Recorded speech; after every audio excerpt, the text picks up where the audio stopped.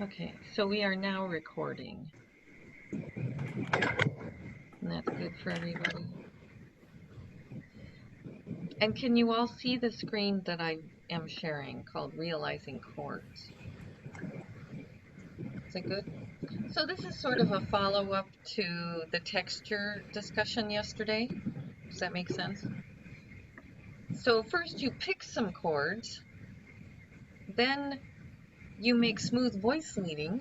We did this yesterday if you were at my session. Then you decide what you want to do with your chords, and that is based on what kind of character your piece will have. So if you want a very somber texture, often people just use a repeated chord, a block chord. So there's Chopin's Prelude in E minor.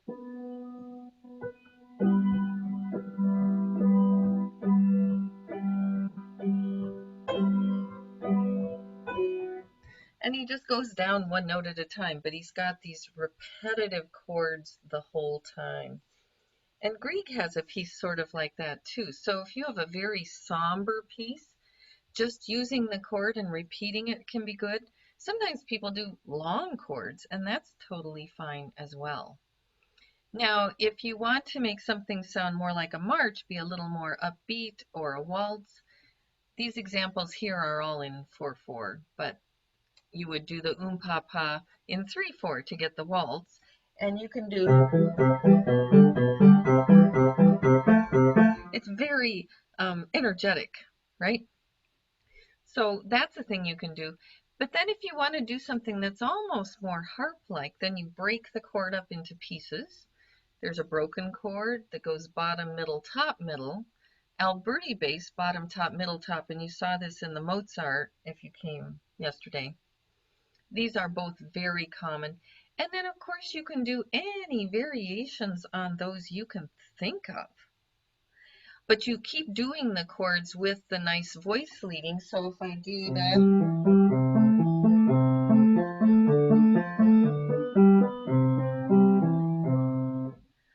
then I'm doing the Alberti bass with this chord progression that works quite nicely. I call this the Chopin pattern because I feel like Chopin came up with it. You do a low root, then you do the fifth. We have Xander here. And then you do the third of the chord an octave higher. Hey, Hello. Xander. Hi. This sheet is in the COI Google Drives folder. We're just talking about different ways of doing chords in your piece. So it's a follow-up to the article yesterday, or the slideshow yesterday. So Chopin figured out that this sounds really nice, and he often does it twice to go up an extra octave. He also often overjumps this note, goes an extra note higher, and it's very beautiful. Does anybody remember what that is called, that F there that I just played? Randall talked about it in his embellishing tones theory session. It's called an appoggiatura, which is spelled with 2 P's and 2 G's. Appoggiatura, appoggiatura. So it's a non-chord tone that you leap to and resolve by step. And it is so beautiful. I'm trying to remember, I think it's the Nocturne in E minor where he does this over and over again. And when you go to the 6th note of the scale, that's the most expressive note out of the 7 notes. Partly because that is the only note that does not work with either the tonic or the dominant chord. All the other tones are accounted for in the tonic and the dominant 7th chord, but not the 6th note of the scale, and Chopin really knew that. So I have to make sure you know it too. We don't want to have to reinvent the wheel when Chopin already did, right? Okay, and so here's the variation of the Chopin pattern where you repeat it, go up an extra octave. Here it is with the appoggiatura. Then there's simple arpeggiation, and this can be done, right? Which sounds very beautiful if you add the rolls to the chords. in a way it makes the piano sound more harp-like, if that makes sense. So there are ways we can make it sound that way. Then I just came up with other variations. This one, you go up, and a lot of pop music does these kind of things, right? You can add a chromatic lower neighbor tone. Do you see that one? And then the bottom line are a couple blues patterns. The one is what I think of as the baby elephant walk. Bum, ba-dum, bum, ba-dum, bum. If you know that baby elephant thing, that's how it goes. And then here's another one, and it can be in whatever octave you like. And then I like this one.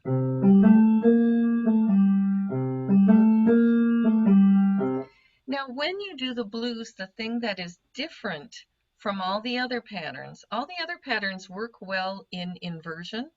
The blues patterns are always in root position. So if I'm doing this, and I'm doing the 12-bar blues, I do 4 of those, then I go to the 4, then to the 1, then to the 5, 4, and then you repeat it. That's the 12-bar blues. So any of these work that way. And the boogie woogie is really fun to play. And there's a version of the Flight of the Bumblebee that goes with the boogie woogie pattern. It's really fun to play. Really fun to play. This sort of pattern, a pianist can just play for days. We know how to do patterns. We're taught that from early on. And then, of course, these can all be orchestrated, right? You wouldn't want the cello to do this Chopin pattern, but you can have your chord laid down this way, that you start with the lowest instruments playing the root, then you add in the fifth, then you add in the third above, and you get this beautiful open texture. Because this is called open position chord because there are chord tones in between these that we're not using. The Alberti bass is close position, not open. The arpeggiation here is close position. They are as close as they can get together. Make sense? Any questions on that part? I want to say I'm surprised you haven't talked about like just a simple arpeggio of like dun dun dun dun dun dun dun dun or dun dun dun dun dun dun dun dun like that.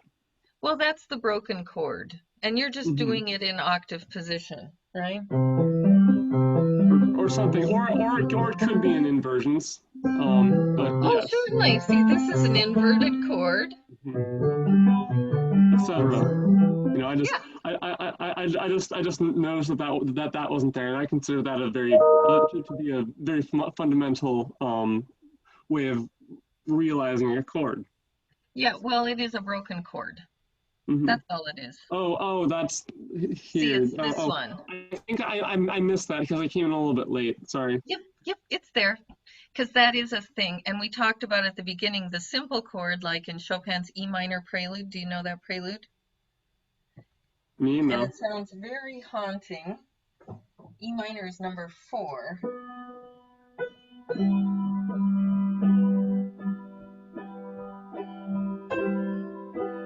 So he just repeats eighth notes through the entire piece practically. Okay, so that it could be just a whole note chord, but it can be repeated chords. And repeated chords on the same notes are actually a variation of the simple chord, right? It's just the chord. It isn't anything more than that. Make sense? And this sheet, Xander, by the way, is in the Google Drive. Have you guys gone and looked at my folder in Google Drive? Mine is Mm. the most full, just saying. Has lots of stuff in there for you guys. So are you ready to talk about chromatic chords? Or do any of you want to share screens on the piece that you're writing if you're having trouble figuring out how to realize your chords?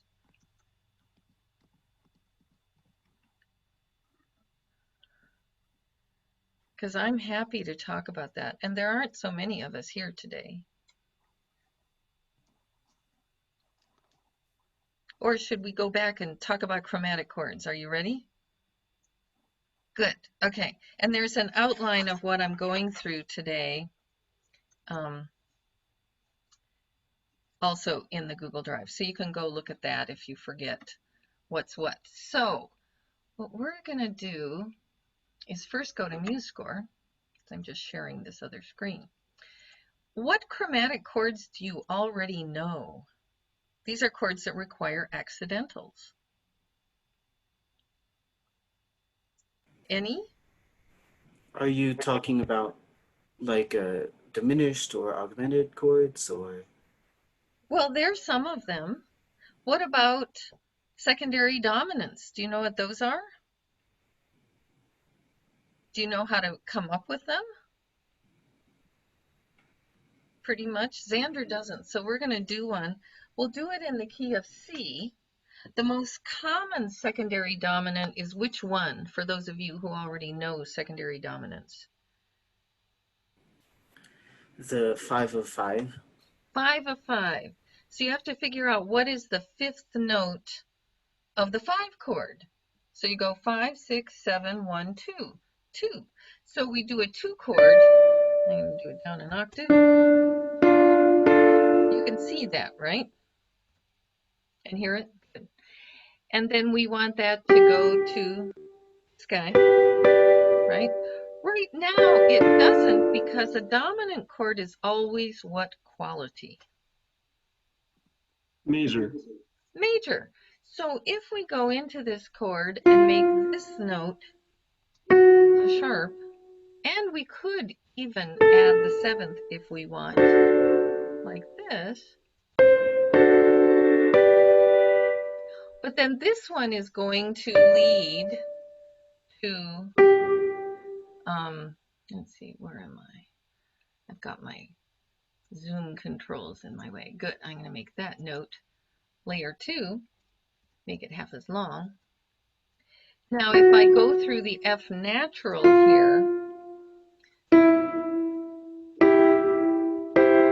now you'll hear how this sounds like it's in the key of C, because at first it will sound like you are in the key of, sorry, since I'm in layer 2, it doesn't want to let me go anywhere. Okay. At first it will sound like it's in the key of G, but it isn't, it's in the key of C. And that's a pretty standard one to do. And the way we write it is 5/5, 5 of 5. And then this is 5. And this is the 7th of the 5, and then this is 1. Does that make sense? Now, to form any secondary dominant of a chord, all you have to do is go to the 5th of the chord and build a major chord on that note. Make sense? With the exception of the 5 of 4, what chord is the 5 of 4? What's the 5th note of the 4 chord? The 1 chord, the root. The 1 chord. So what do you have to do to the 1 chord to make it a 5 of 4? Make it dominant? A dominant what? 7th chord. 7th. You have to add that 7th. Otherwise, you have not a clue that it's a dominant 7th. This happens in pieces all the time, often at the very beginning. So there's the famous Bach little prelude. There's our C chord. There's our 5 of 4 and the 4. Then we have the B natural. And we're back to C. So he goes 1, 5 of 4, 4, 5, 1. Common progression. And the thing you have to know about secondary dominants is they will always involve an accidental. Except in one specific case, if you are in minor and you want to do a 5 of 3, that involves not raising the leading tone, which we normally do in minor. But so there's no accidentals for that. And the reason is, like, see, if we were using this key with no sharps and no flats was A minor, the 3 would be C, the 5 of 3 would be a G major chord. But in A minor, we're used to sharpening the Gs. So actually there it's a lack of an accidental. Kind of interesting. Okay. Xander, is that enough secondary dominance? Does it make sense? I can't hear you, but yes, good. Yes. I now know what you're talking about. Awesome. Now I'm going to talk about one of the really cool ones. This thing I just did here, 4-5-1 in the key of C, is called the cadential formula. And we're used to having that there. This may be the whole chord. Now here we can do a 4 chord, right? 4-5-1, right? Makes perfect sense. Or we can take that top note up. We now have, and I'll play this for you, 2-5-1. Sounds really sweet, doesn't it? But there's this chromatic chord that has this same note in the bass, so we're still doing 4-5-1. But we make this chord a major chord built on the lower second note of the scale. Have any of you seen this before? Jay, you have. Do you know what it's called? It has a bunch of names. The Neapolitan. Yes. It's sometimes called the Neapolitan. It's usually in first inversion, so it's usually called the Neapolitan 6. It's also Is that the flat major 2 to major 5 to 1?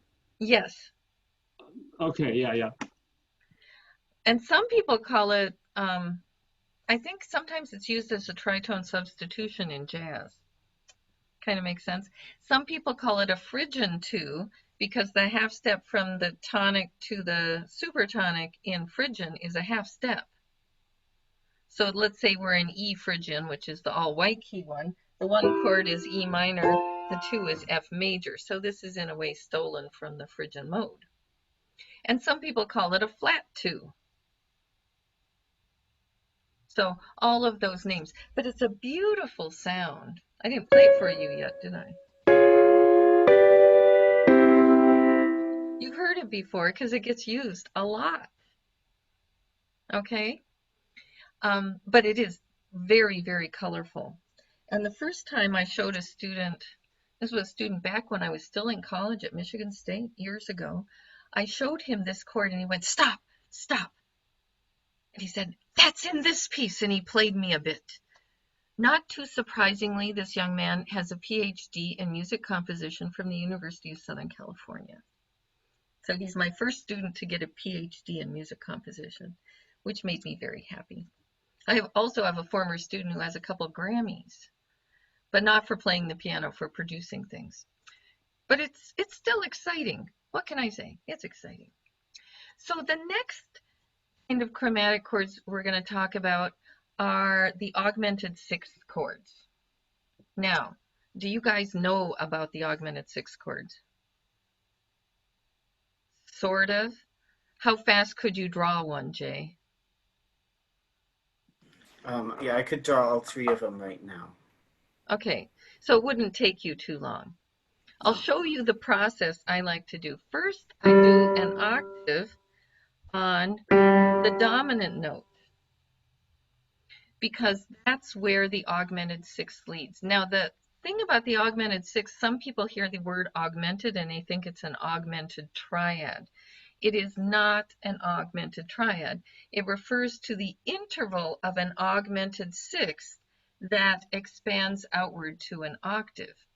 Now it comes from, we're going to talk about the Phrygian mode again. So, and actually I'm going to move this up so that we are going to E. Why not? And I'm going to move this one down. motion here.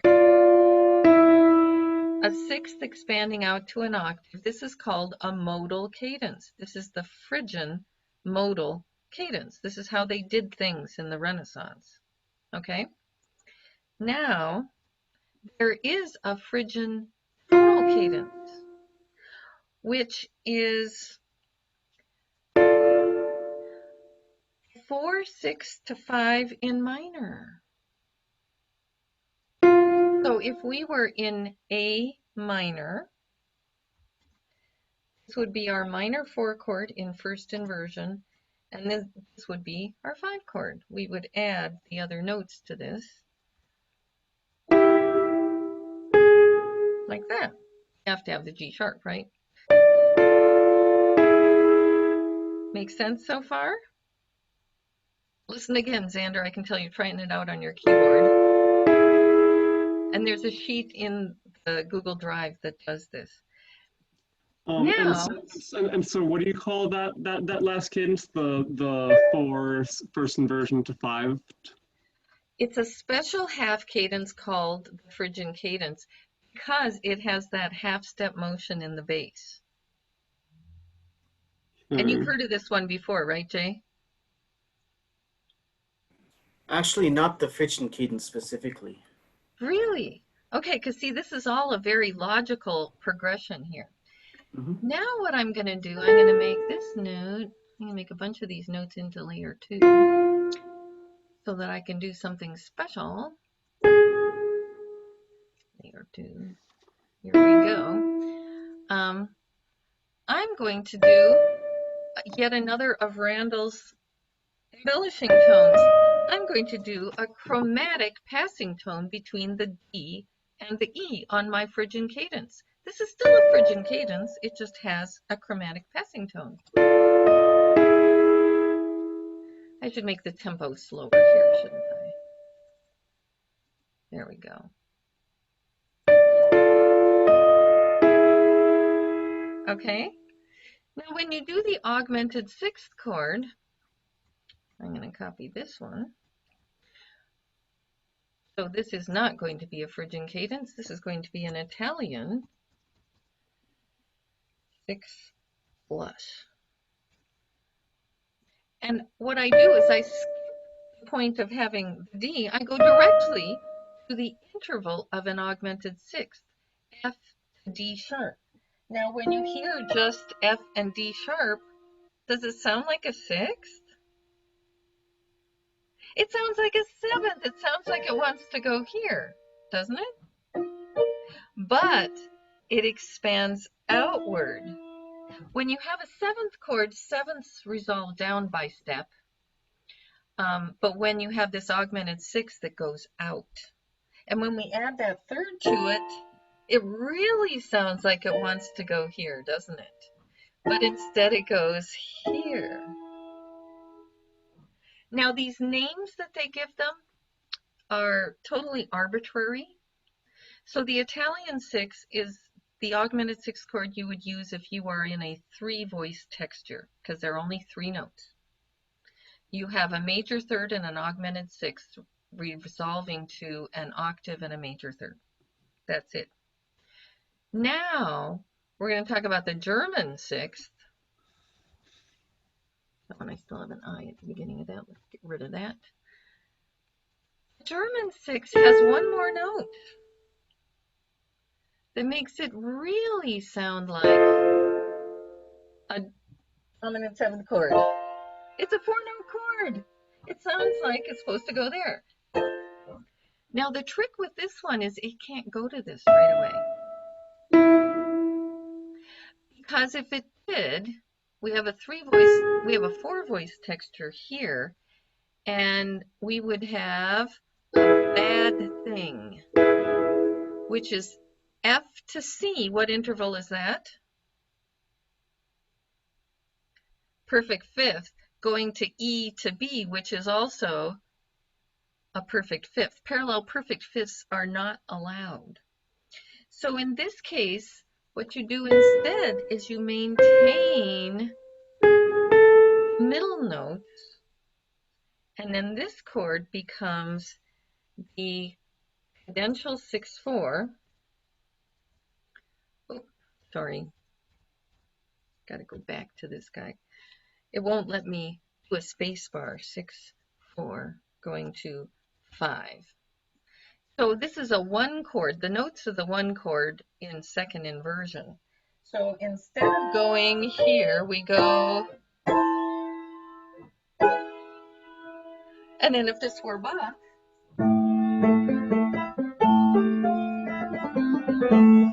right? You've heard this in pieces. I guarantee you've heard this before.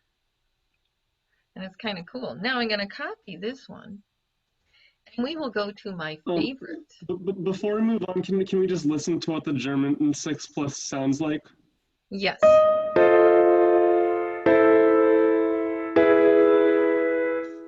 Isn't that cool? Okay. Yeah, that is cool. And what's really happening here is that the tritone, which is between the A and the D sharp, is resolving out instead of in. When we have a dominant 7th chord, the tritone resolves in by half step.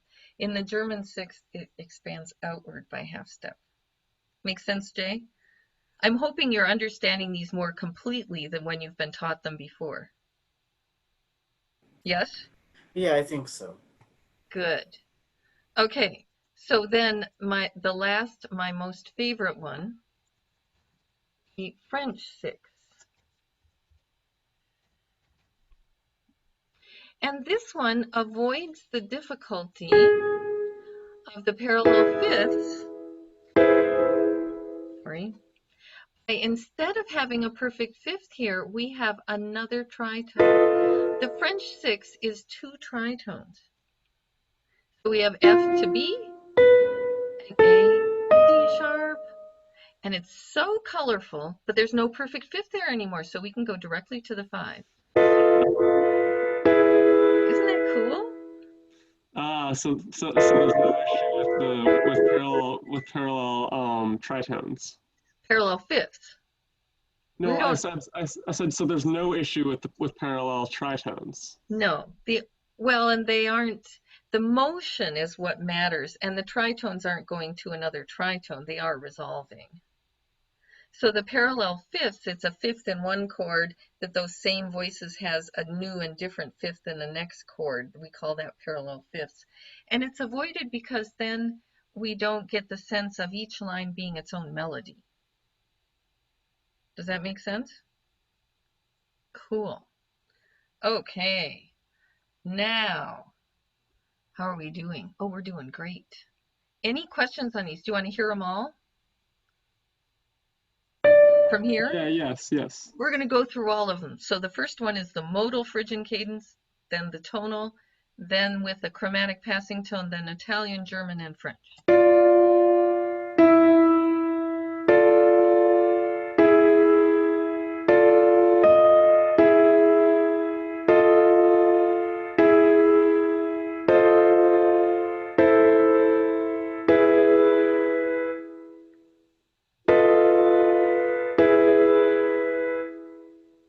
And the way you build them is you figure out where is your dominant, just like I did. You come before it, make an augmented 6. So you have a half step below the top note of the dominant octave and a half step above the bottom note of the tonic octave. And then you add a major third for the Italian 6. You add a major third and a perfect fifth for the German.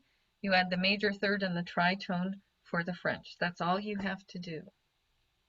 Okay, and they're very distinctive, and they were in common use by Mozart, Haydn, Beethoven. They found these fairly early on, right? Now we're going to go to, we did this one. I have to move this thing again so I can see what I got. We'll do a quick thing on 7th chords. And some 7th chords are not chromatic, right? The major 7th chord. In a major key, which Roman numerals give you a major 7th chord?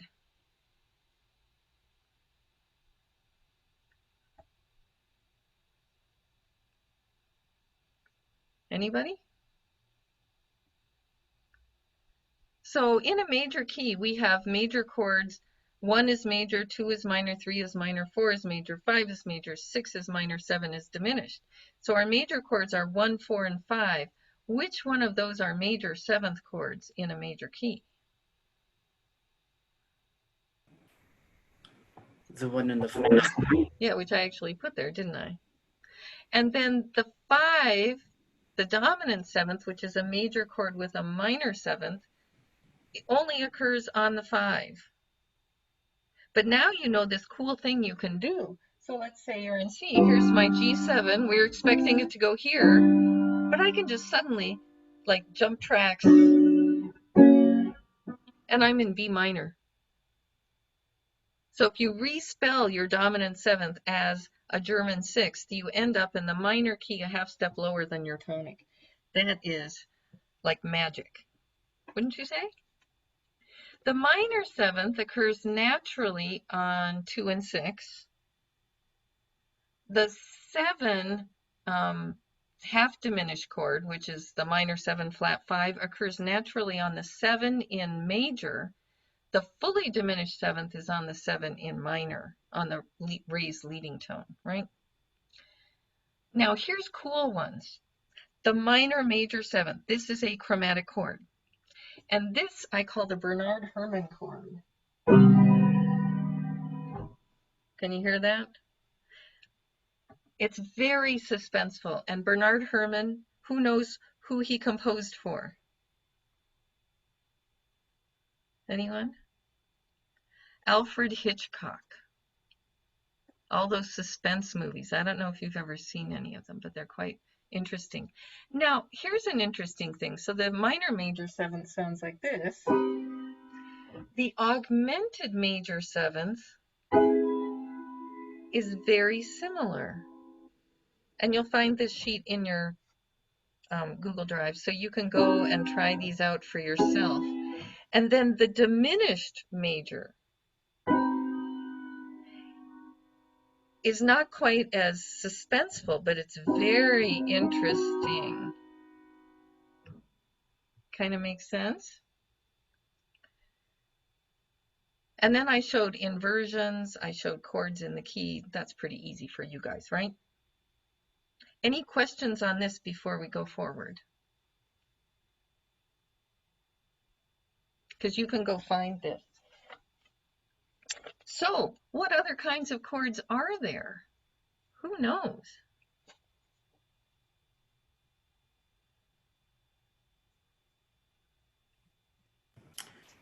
There are tetrachords, or Quartal chords. quartals, or Quintals.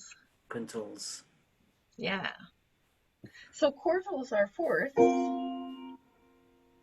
Quintals are fifths. And not every pianist can reach the quintal chord easily. I can. Because the ninth is no problem for me. But pretty much any pianist can reach the quartal chord because it doesn't stretch as far. It's just a seventh with a fourth in the middle. And this chord is used a lot in jazz improvisation. Now then there's the Viennese fourth chord, which is a perfect fourth and a tritone, which can be inverted. Has a little more edge to it. Now, why would it be called the Viennese fourth chord? Which composers would have used this?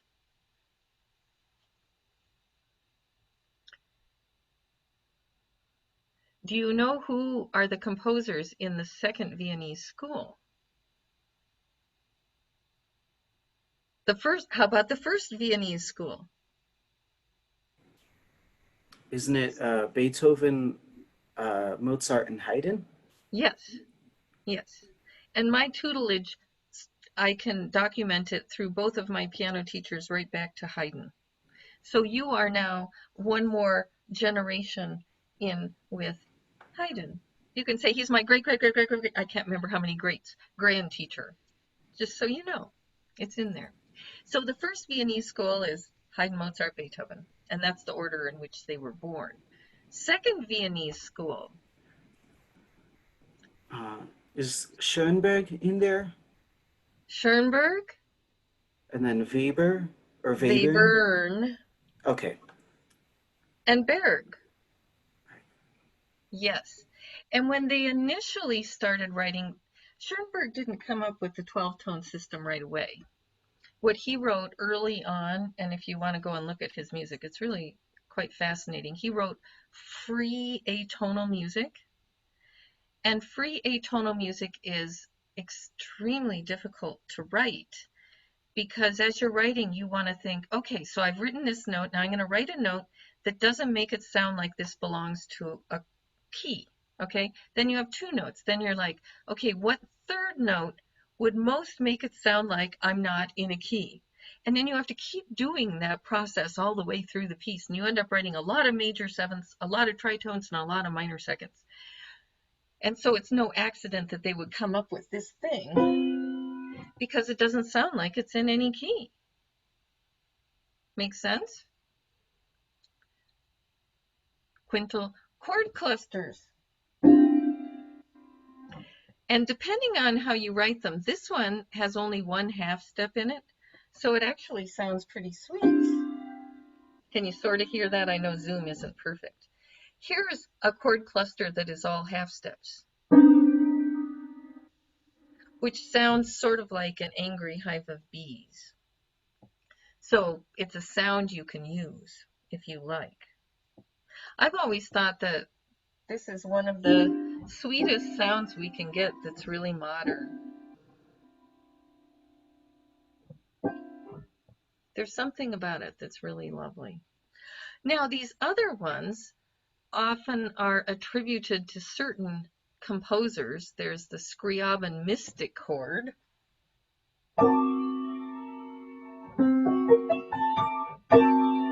That's a pretty cool chord, if you've heard of Scriabin. There's the Electra chord, and so I believe this one was probably Richard Strauss who wrote the opera Electra. And it's a split third. It sounds a lot like an A chord, an A7 chord with both a C natural and a C sharp, but it's in first inversion with the minor note on the bottom. If I just play these, it's an A7 chord. I put this note on the bottom, and it's got that split third that, leads us astray.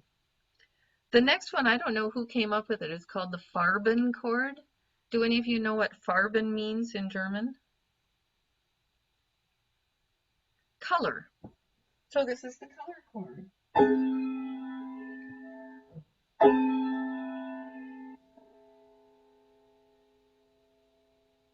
Yeah, it's got some interesting things in it. It's almost an augmented chord with an extra A. So it's very colorful. Now this magic chord, I found this when I looked on Wikipedia. It's a bunch of seconds. The top ones are major seconds. The bottom ones are minor seconds.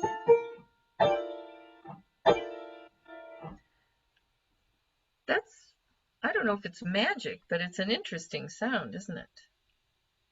And then there's one they called the mu chord. I don't know why. See, here's another one I think is very sweet. And jazz people would just call it a C9 and be done with it, right? Because the D is a ninth. And then there's Stravinsky. Petrushka, two major chords that the roots are a tritone apart. Kind of cool.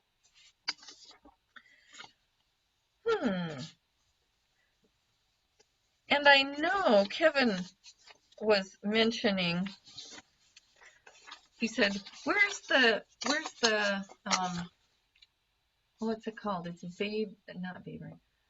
Wagner's chord from Tristan, the Tristan chord. I didn't include the Tristan chord. You can look it up. It's very beautiful. From Tristan and Isolde, his opera. So now this last thing, these two chords stacked on top of each other, that would be called a polychord. And there's a great piece by William Schumann called the Three Score Set. It's very short, but interesting pieces written for piano. I'm wondering how fast I can put my fingers on. Maybe not fast enough. I have a lot of stuff. But it's sort of, I think it starts like that. And it's all something like that. So it's all these major chords, and you have to voice them in such a way, they have to start out far enough apart that you hear them as two separate things and not as though they are what we call extended tertian chords. With extended tertian chords, you can use every single note in the scale over a bass note. Because you can have a root, a third, a fifth, a seventh, ninth is the second note, 11th is the fourth note, 13th is the sixth note. Well, I have now played 7 notes. We don't have 15th chords. Why not? Because you'd be back at your bottom note. Yes, Your the root. 15th is the double octave. Yes. Do you know why they counted so funny? Ever thought about it? Well, what do Roman numerals lack?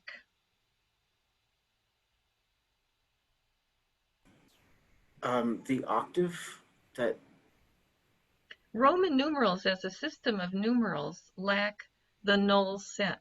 There is no 0 in Roman numerals. So you don't start from nothing, you start from 1. So if you add a second and a second, you get a third.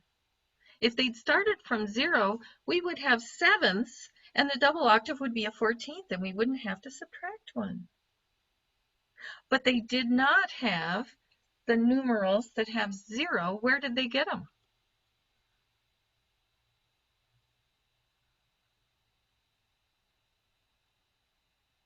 What are the numbers we use called? Isn't it the Arabic? I'm forgetting it exactly right, but isn't it the Arabic system of notation? Yes, both you and Mari said it. Arabic. Well, when did Westerners go to Arabia? Think about it.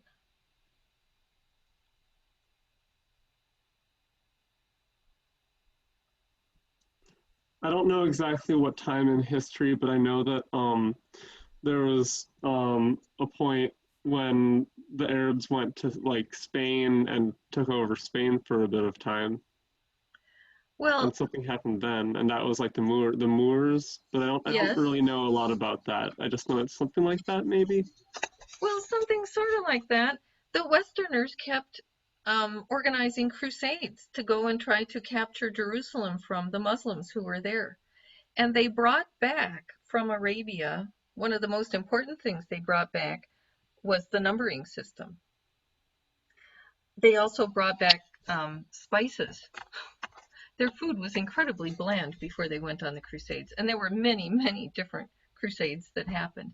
It's always nice to, trace these things back and figure out why is this way? So intervals, when we talk about intervals, we are starting from 0 when we're saying half steps. Because we don't say this is 1 half step. This is a half step. So we're talking 0, 1, right? And when we do set theory, if you did any of set theory classes, they all start with 0. But with the intervals, the second, the third, the fourth, the fifth, we're starting from 1. Right, and really like a unison should be 0 and not 1. If we Exactly. were doing it that way, but we're not. So We're not. And it's become convention. But it can be very, very confusing for students because you can say, well, the perfect fifth is 7 half steps. And for the perfect fifth, we're starting by counting from 1. And for the 7 half steps, we're counting from 0. It's like craziness, I think. I have fun with craziness, though. What kind of questions do you guys have? The only thing I did not put in the Google Drive is how you do the secondary dominants. And if you look back in the Google Drive and you look for the chord staircase, it shows you where all of those secondary dominants are, so you can just make minor chords major chords, and then away you go.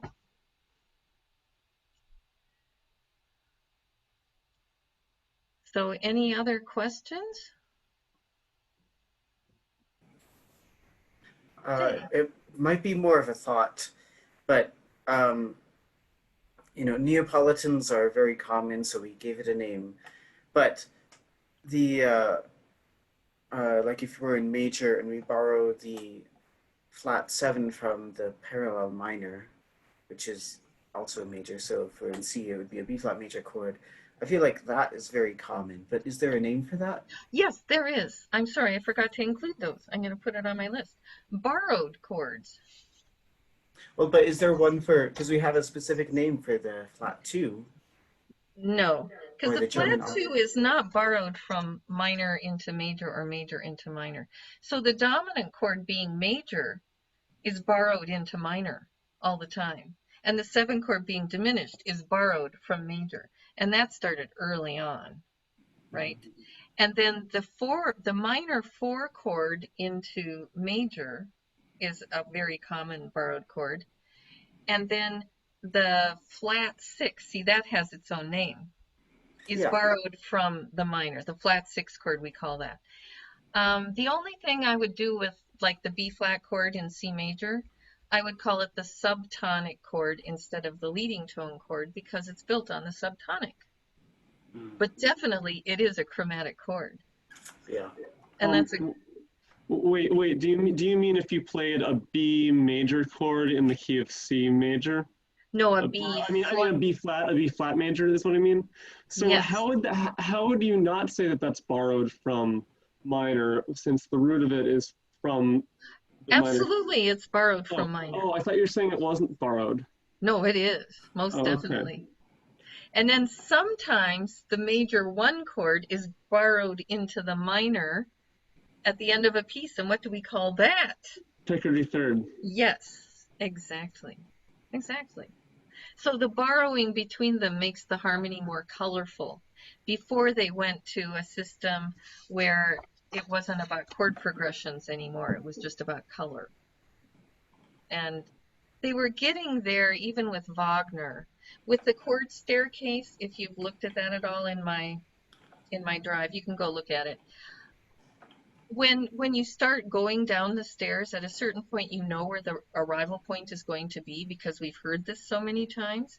When Wagner was writing, he'd go down just enough steps so you'd know where you were going to arrive, and then he would go somewhere else. And when I was you guys' age and I would listen to Wagner, it made me feel seasick because we never got on solid ground. Now I love it, but at that time it was like, wow, this is really disorienting, and it is. But he was still operating with the chord staircase, with the idea of chord progressions. It's just that he would subvert things before they actually got to the tonic. He'd go somewhere else. Now, when you get to Debussy, at first, of course, he wrote tonal music, but then he started saying, oh, I just want my chords to be colors. And one of my composition students has, um, what do you call it? She sees colors when she hears sounds.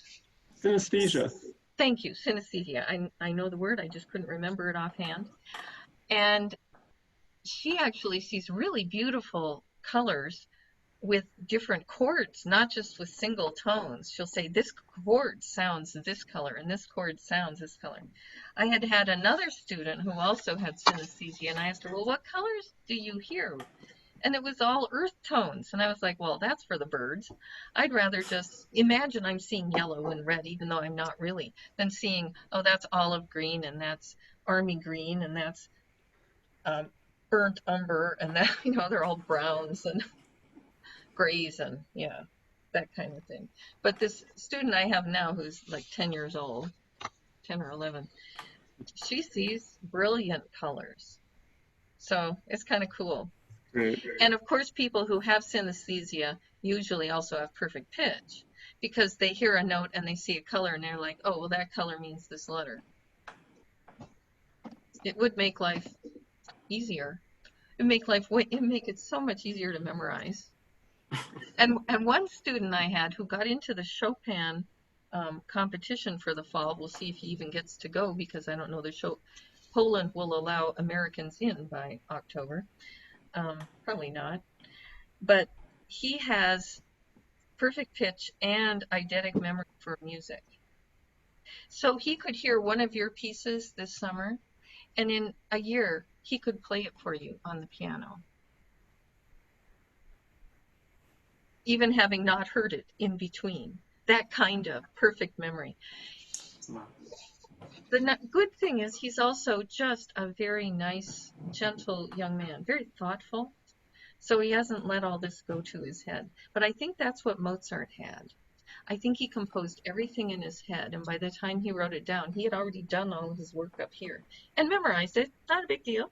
He could memorize so easily. And then he would just write it down for the rest of us mere mortals to be able to play. Kind of sweet. Any last questions? Yeah, I have one of just about the major flat 2 to major 5 to 1, the Neapolitan Mm-hmm. cadence. So I thought earlier you mentioned that that was not borrowed, but it seems like that would be borrowed from the mode of Phrygian.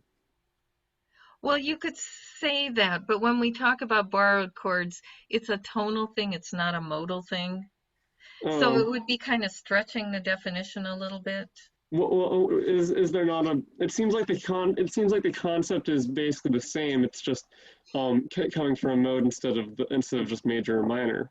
Yeah, which is why they often call it the Phrygian too. Yeah. It kind of makes sense. But there's umbrellas, and then there's stretching umbrellas out to include things that maybe make it less clear to some people. I'm happy to say that it's borrowed Yeah. from the Phrygian mode. That doesn't bother me at all. But some people need things to be really tight. And so borrowed means if you're in major, you're borrowing from minor. If you're in minor, you're borrowing from major. And this is a tonal headset, which is 1600 to 1900, which Mm-hmm. is called, do you know what that era is called? Common practice period. Mm-hmm. So it's just a word to have in there for you.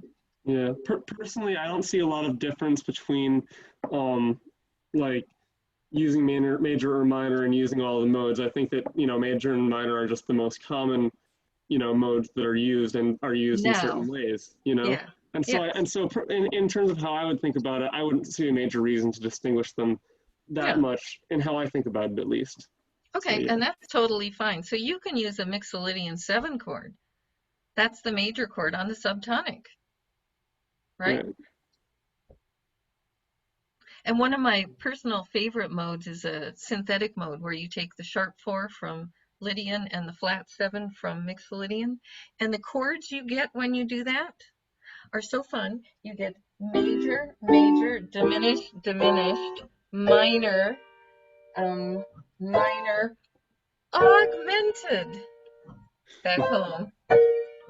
I love that augmented chord on the subtonic. So that's a fun one. It's very interesting. Yeah, Thank you. you're welcome. And I have to go teach Allie shortly. We're going to leave this meeting, Allie, because this is where Randall teaches all his lessons. Are you still there, Allie? Are you awake? We can't see her, so we don't know. We hope so.